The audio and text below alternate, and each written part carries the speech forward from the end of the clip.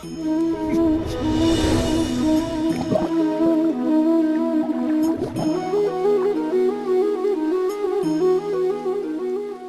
பிறப்பெடுப்பவர்கள் யாவரும் நிர்மலமான நிலையை பெற்றவர்கள் ஆகின்றனர்.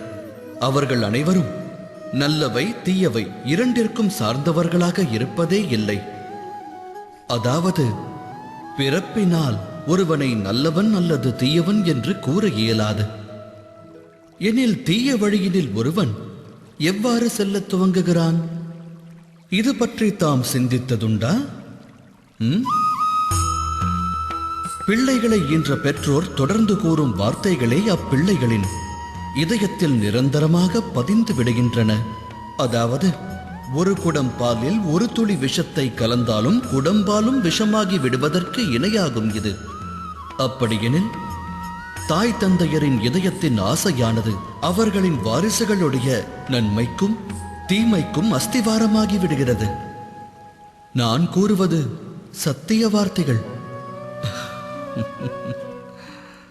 இருப்பினும் வாரிசுடைய நடவடிக்கையில் தவறானது தென்படுகையில் பெற்றவர்கள் இருவரும் துயரத்தால் துடிதுடித்து விடுகின்றனர்.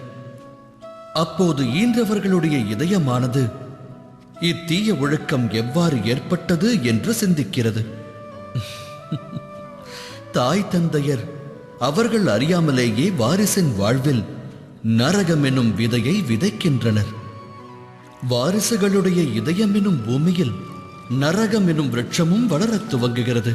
ஆகையினால் தாம் ஈன்ற பிள்ளைகள் அனைவரும் எதிர்காலத்தில் நல்லொழுக்கத்தோடு நலமாக வாழ வேண்டும் என்று ஆசைப்படும் பெற்றவர்கள் முதலில் தமது எண்ணங்களுக்கு கடிவாளம் இட வேண்டியது அவசியம் அல்லவா?